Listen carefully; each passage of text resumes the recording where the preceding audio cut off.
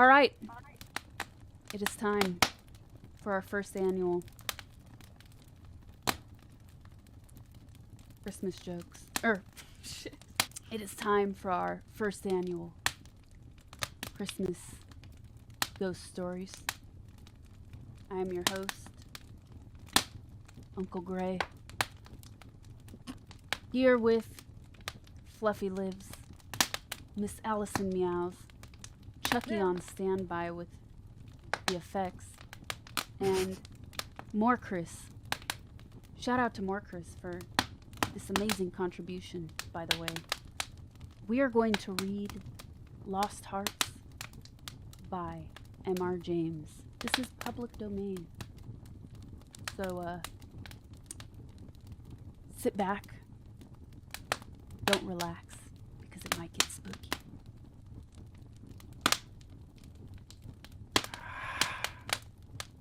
Nope. It was, as far as I can ascertain, in September of the year 1811, that a post-chaise drew up before the door of Asswarby Hall in the heart of Lincolnshire.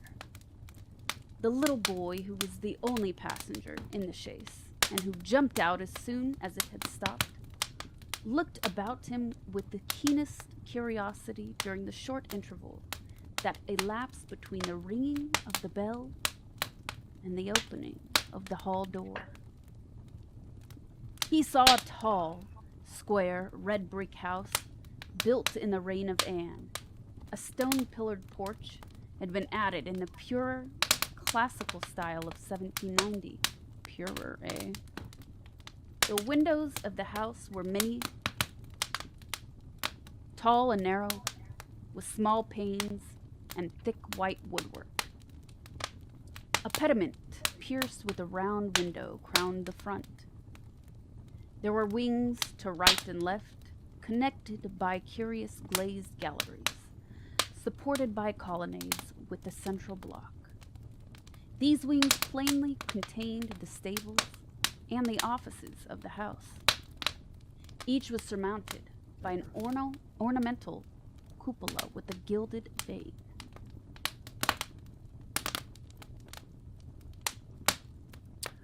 An evening light shone on the building, making the window panes glow like so many fires. Away from the hall, in front, stretched a flat park studded with oaks and fringed with firs, which stood out against the sky. The clock in the church tower, buried in trees on the edge of the park, only its golden weathercock catching the light, was striking 6, and the sound came gently beating down the wind. It was altogether a pleasant impression, though tinged with the sort of melancholy appropriate to an evening in early autumn, that was conveyed to the mind of the boy who was standing in the porch, waiting for the door to open to him.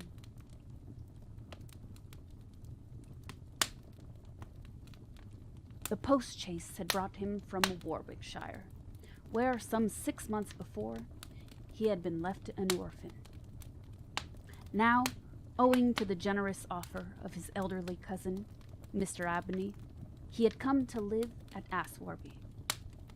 The offer was unexpected, because all who knew anything of Mr. Abney looked upon him as a somewhat austere recluse, into whose steady-going household the advent of a small boy would import a new and, it seemed, incongruous element.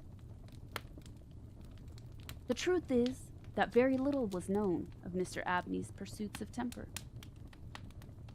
The professor of Greek at Cambridge had been heard to say that no one knew more of the religious beliefs of the later pagans than did the owner of Asswarby. Certainly, his library contained all the then available books bearing on the mysteries, the Orphic poems, the worship of Mithras, and the Neo-Platonists. In the marble-paved hall stood a fine group of Mithras slaying a bull, which had been imported from the Levant at a great expense by the owner. He had contributed a description of it to the Gentleman's Magazine, and he had written a remarkable series of articles in the Critical Museum on the superstitions of the Romans of the Lower Empire. He was looked upon, in fine, as a man wrapped up in his books, and it was a matter of great surprise among his neighbors that he should have heard of his orphan cousin, Stephen Elliott, much more than he should have volunteered to make him an inmate of Asswarby Hall.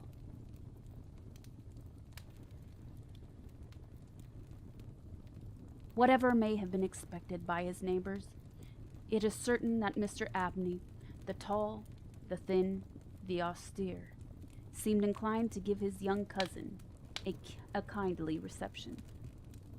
The moment the front door was open, he darted out of his study, rubbing his hands with delight. How are you, my boy? How are you? How old are you? That is, you're not too much tired, I hope, by your journey to eat your supper. No, thank you, sir. I'm pretty well. That's a good lad. How old are you, my boy? It seemed a little odd that he should have asked the question twice in the first 2 minutes of their acquaintance. I'm 12 years old. Next birthday, sir, said Stephen. And when is your birthday, my dear boy? 11th of September, eh? Well, that's very well. Nearly a year hence, isn't it? I like to get these sounds down in my book. Sure it's 12, certain. just quite sure, sir.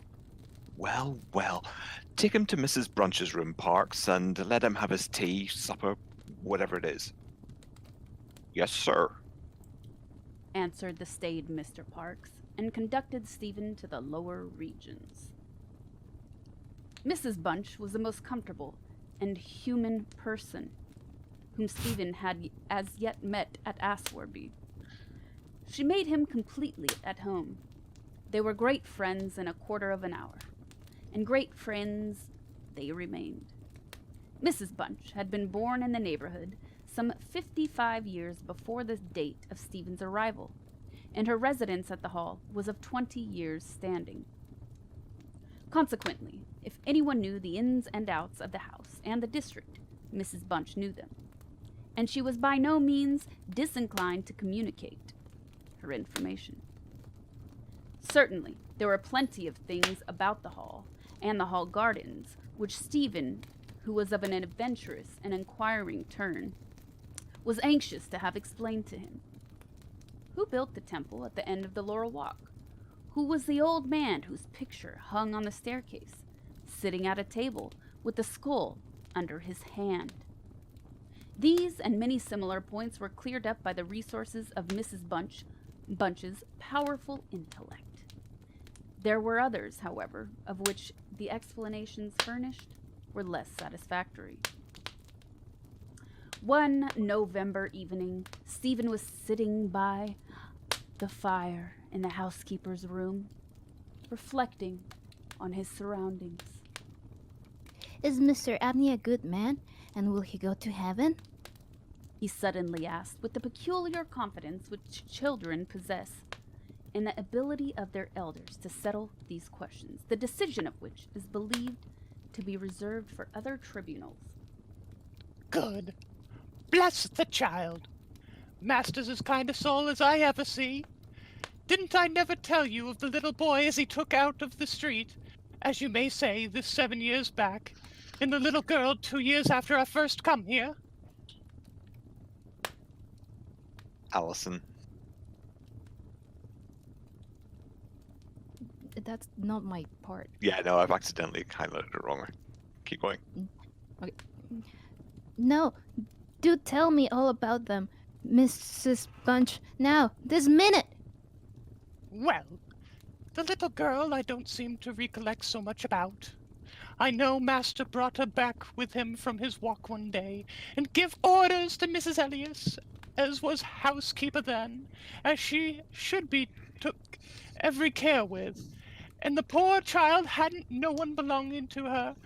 She told me so her own self, and here. She lived with us a matter of 3 weeks, it might be, and then, whether she were some think of a gypsy in her blood, or what not, but one morning she out of bed afore any of us had opened an eye. Neither track nor not a trace of her I set eyes on since. Master was wonderful put about, and had all the pawns dragged, but it's my belief that she was had away with by them gypsies, for there was singing round the house for as much as an hour the night she went, and Parks, he declare as he heard them a-calling in the woods that afternoon, dear, dear, a hard child she was, silent in her ways and all, but I was wonderful taken up with her, so domesticated she was, surprising. Allison. And what about the little boy? Oh, that poor boy, son. That's not supposed to be highlighted. He were a foreigner. 𝗵𝗲𝗍 he called himself. And he come a-tweaking his 𝗳𝗶𝗍𝗲 round about the drive one winter day, and Master at him in that minute, and asked all about where he came from, and how old he was, and how he made his way, and where were his relatives, and all his kind heart could wish. But it went the same way with him. There's a unruly lot, them foreign nations, I do suppose, and he was off one morning just the same as the girl. Why he went, and what he done was one question for as much as a year after, for he never took his 𝗳𝗶𝗍𝗲, and there it lays on the shelf. The remainder of the evening was spent by Stephen in miscellaneous cross-examination of Mrs. Bunch in an effort to extract a tune from the hurdy-gurdy. That night he had a curious dream. At the end of the passage, at the top of the house, in which his bedroom was situated, there was an old, disused bathroom. It was kept locked, but the upper half of the door was glazed, and since the muslin curtains which used to hang there had long been gone, you could look in and see the lead-lined bath affixed to the wall on the right hand, with its head towards the window. On the night of which I am speaking, Stephen Elliott found himself, as he thought, looking through the glazed door. The moon was shining through the window, and he was gazing at a figure which lay in the bath. His description of what he saw reminds me of what I once beheld myself in the famous vaults of St. Michan's Church in Dublin, which possesses the horrid property of preserving corpses from decay for centuries. A figure, inexpressibly thin and pathetic, of a dusty laden color, enveloped in a shroud-like garment, the thin lips crooked into a faint and dreadful smile, the hands pressed tightly over the region of the heart. As he looked upon it, a distant, almost inaudible moan seemed to issue from its lips, and the arms began to stir.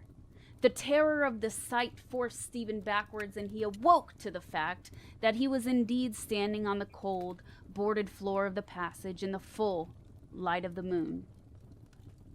With a courage which I do not think can be common among boys of his age, he went to the door of the bathroom to ascertain if the figure of his dreams were really there. It was not, and he went back to bed. Mrs. Bunch was much impressed next morning by his story, and went so far as to replace the muslin curtain over the glazed door of the bathroom. Mr. Abney, moreover, to whom he confided his experiences at breakfast, was greatly interested and made notes of the matter in what he called his book. The spring equinox was approaching, as Mr. Abney frequently reminded his cousin, adding that this had always been considered by the ancients to be a critical time for the young, that Stephen would do well to take care of himself and to shut his bedroom window at night, and that Censorinus had some valuable remarks on the subject. Two incidents that occurred about this time made an impression upon young Stephen's mind. The first was after an unusually easy and oppressed night that had passed, though he could not recall any particular dream that he had had. The following evening, Mrs. Bunch was occupying herself in mending his nightgown. Gracious me, Master Stephen. How do you manage to tear your night dress all to flinders this way? Look here, sir. What trouble do you give to the poor servants that have darn and mend after you? There was indeed a most destructive and apparently wanton series of slits or scorings in the garment, which would undoubtedly require a skillful needle to make good. They were confined to the left of the chest, long parallel slits, about 6 inches in length, some of them not quite piercing the texture of the linen. Stephen could only express his entire ignorance of their origin. He was sure they were not there the night before. But, Mrs. Bunch, they are just the same as the scratches on the outside of my bedroom door, and I'm sure I never had anything to do with making them. Mrs. Bunch gazed at him open-mouthed, then snatched up a candle, departed hastily from the room, and was heard making her way upstairs. In a few minutes, she came down. Well, Master Stephen, it's a funny thing to me how them marks and scratches can come there. Too high up for a cat or dog, and have made 'em, much less a rat, for all the world like a Chinaman's fingernails, as my uncle in the tea trade used to tell us when we was girls together. I would never say nothing to Master, not if I was you, Master Stephen, my dear, and just turn the key of the door when you go to your bed. I always do, Mrs. Bunch, as soon as I've said my prayers. Ah, that's a good child. Always say your prayers, and then no one can hurt you. Herewith, Mrs. Bunch addressed herself to mending the injured nightgown, with intervals of meditation until bedtime. This was on a Friday night in March, 1812. On the following evening, the usual duet of Stephen and Mrs. Bunch was augmented by the sudden arrival of Mr. Parks, the butler, who, as a rule, kept himself rather to himself in his own pantry. He did not see that Stephen was there. He was, moreover, flustered and less slow of speech than was his wont. Master may get his own wine if he likes of an evening. Either I do it in the daytime or not at all, Mrs. Bunch. I don't know what it may be. Very like it's the rats, or the winds got into the cellars, but I'm not so young as I was, and I can't go through with it as I have done. Well, Mr. Parks, you know it is a surprising place for the rats, is the hall. I'm not denying that, Mrs. Bunch, and to be sure, many a time I've had the tale from the men of the shipyards if a rat could speak. I've never laid no confidence in that before, but tonight I'll be deemed myself. If I lay an ear to the door further bin, I could pretty much have heard what they was saying. Oh, there, Mr. Parks. I have no patience with your fancies. Rats talking in the wine cellar, indeed.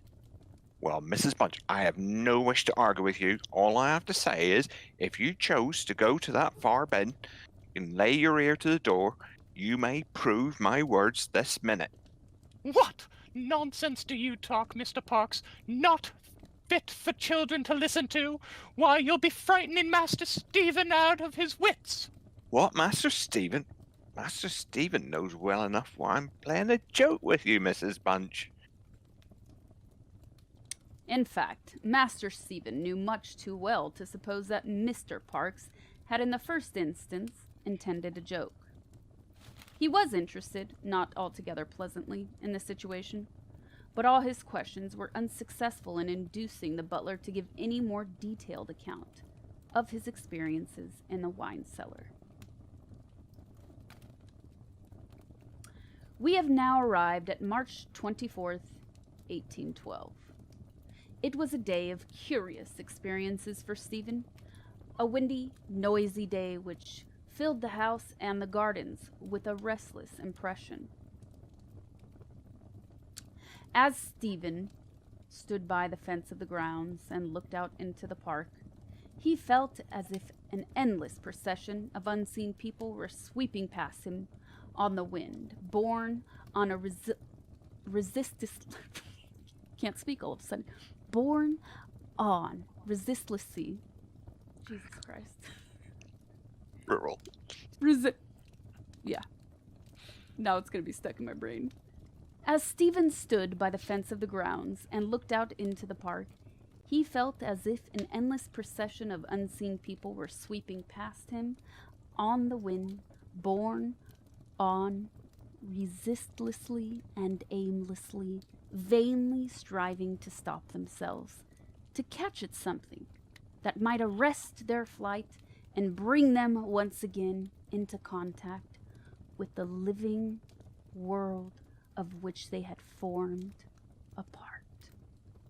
After luncheon that day, Mr. Abney said, Stephen, my boy, do you think you could manage to come to me tonight as late as 11 o'clock in my study? I shall be busy until that time, and I wish to show you something connected with your future life, which is most important that you should know. You are not to mention this matter to Mrs. 𝗵𝗀 or anyone else in the house, and you'd better go to your room at the usual time. Here was a new excitement added to life. Stephen eagerly grasped at the opportunity of sitting up till 11 o'clock. He looked in at the library door on his way upstairs that evening and saw a brazier, which he had often noticed in the corner of the room, moved out before the fire. An old silver gilt cup stood on the table, filled with red wine, and some written sheets of paper lay near it. Mr. Abney was sprinkling some incense on the brazier from a round silver box as Stephen passed, but did not seem to notice his step.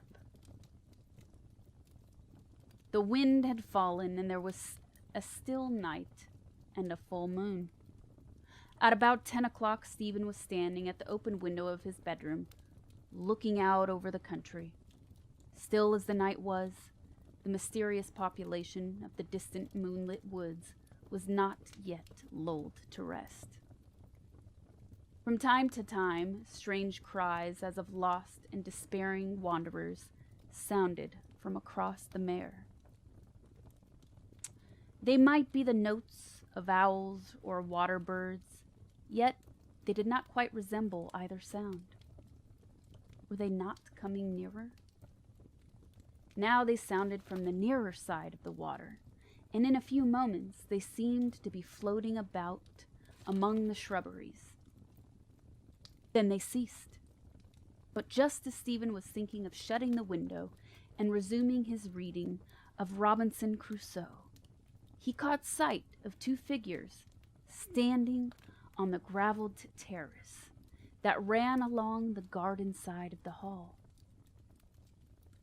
The figures of a boy and girl, as it seemed. They stood side by side, looking up at the windows. Something in the form of the girl recalled irresistibly his dream of the figure in the bath. The boy inspired him with more acute fear. Whilst the girl stood still, half smiling, with her hands clasped over her heart, the boy, a thin shape, with black hair and ragged clothing, raised his arms in the air with the appearance of menace and of unappeasable hunger and longing. The moon shone upon his almost transparent hands, and Stephen saw that the nails were fearfully long, and that the light shone through them. As he stood with his arms thus raised, he disclosed a terrifying spectacle. On the left side of his chest there opened a black and gaping rent, and there fell upon Stephen's brain, rather than upon his ear the impression of one of those hungry and desolate cries that he had heard resounding over the woods of Asswarby all that evening. In another moment, this dreadful pair had moved swiftly and noiselessly over the dry gravel, and he saw them no more. Inexpressibly frightened as he was, he determined to take his candle and go down to Mr. Abney's study, for the hour appointed for their meeting was near at hand. The study or library opened out of the front hall on one side, and Stephen, urged on by his terrors, did not take long in getting there. To effect an entrance was not so easy. It was not locked, he felt, sure, for the key was on the outside of the door, as usual. His repeated knocks produced no answer. Mr. Abney was engaged. He was speaking. What? Why did he try to cry out? And why was the cry choked in his throat? Had he, too, seen the mysterious children? But now everything was quiet, and the door yielded to Stephen's terrified and frantic pushing.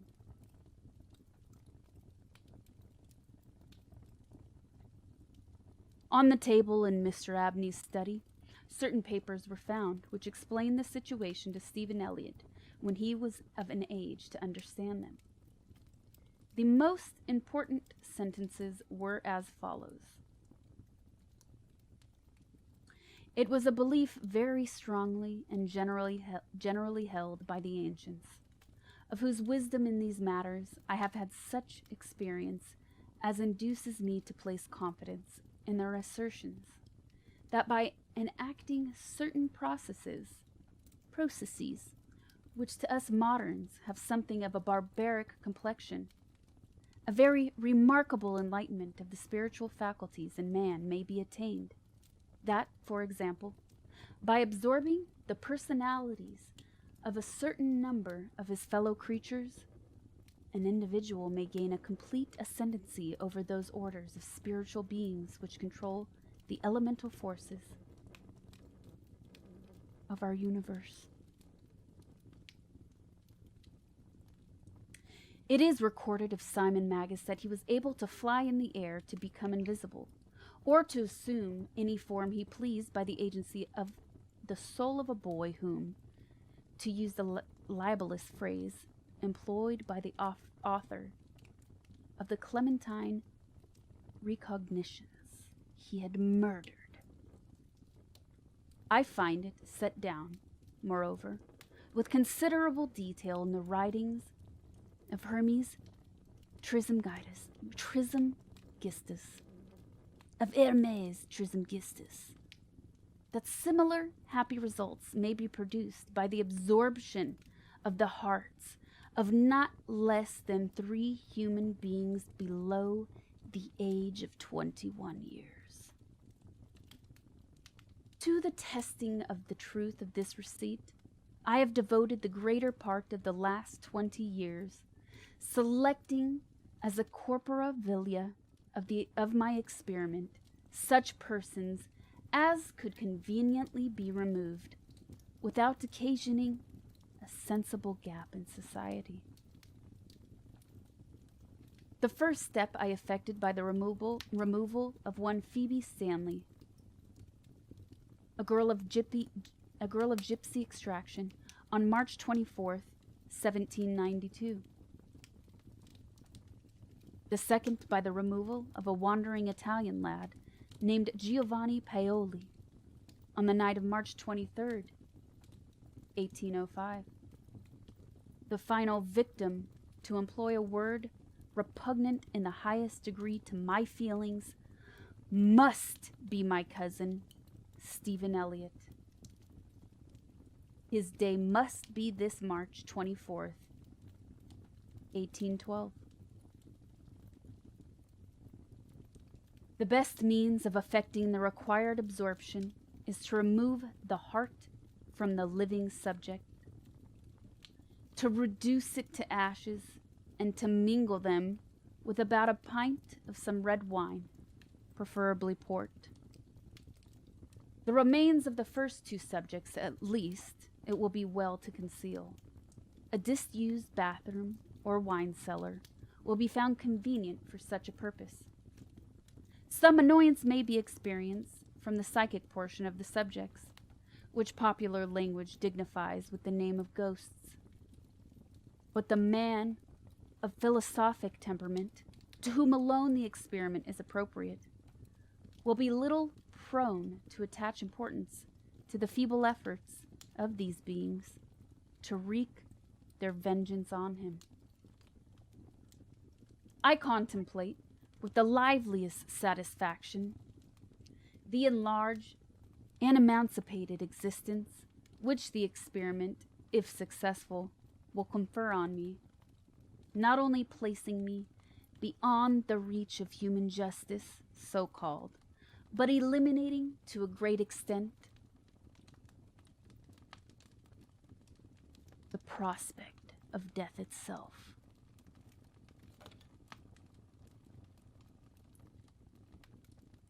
Mr. Abney was found in his chair, his head thrown back, his face stamped with an expression of rage, fright, and mortal pain.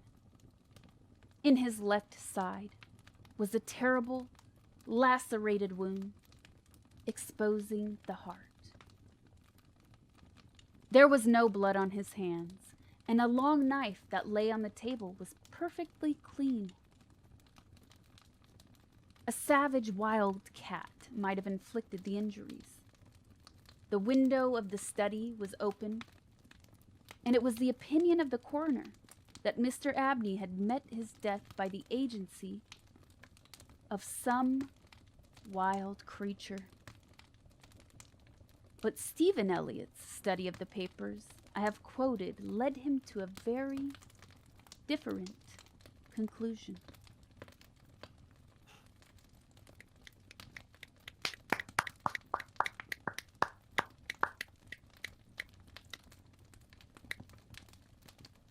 And that, my friends, was Lost Hearts by M.R. James. Along with me, Morkris, Morkris, FluffyLives, and Miss Allison Meows. Thank you for your contributions.